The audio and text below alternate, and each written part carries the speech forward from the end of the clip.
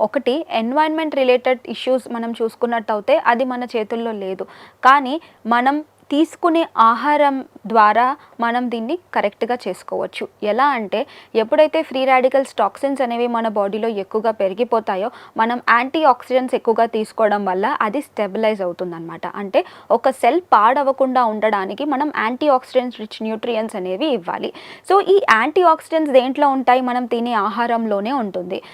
Specially మనకి fruits and vegetables ఎక్కువగా తీసుకోవాలి. ఫ్రూట్స్ అండ్ వెజిటేబుల్స్‌లో యాంటీ ఆక్సిడెంట్స్ ఎక్కువగా ఉంటాయి. వైటమిన్ సి కానివ్వచ్చు, వైటమిన్ సితో పాటు వైటమిన్ ఈ గానీ, వైటమిన్ ఏ కానివ్వచ్చు, బి కాంప్లెక్స్ వైటమిన్స్ అన్నిట్లో కూడా మనకి యాంటీ ఆక్సిడెంట్స్ ఎక్కువగా ఉంటాయి.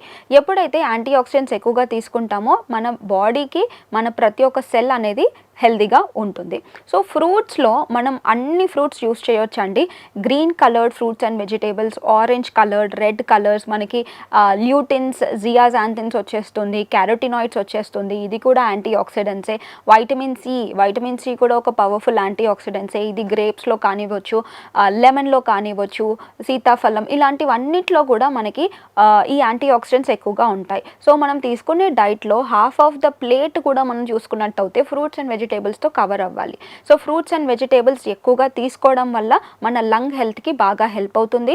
యాంటీ ఆక్సిడెంట్ న్యూట్రియంట్స్ అనేవి ఎక్కువగా ఉంటాయి కాబట్టి. అండ్ నెక్స్ట్ వచ్చేసి ప్రోటీన్స్. ప్రోటీన్ అనేది ఒక మేజర్ మ్యాక్రో న్యూట్రియంట్ అండి. కార్బోహైడ్రేట్స్, ఫ్యాట్స్, ప్రోటీన్స్ ఇవి 3 మన బాడీకి ఇంపార్టెంటే. అందులో లంగ్ హెల్త్ కనుక చూసుకున్నట్టయితే ప్రోటీన్ అనేది ఫస్ట్ పార్ట్ అనేది చెప్పొచ్చు.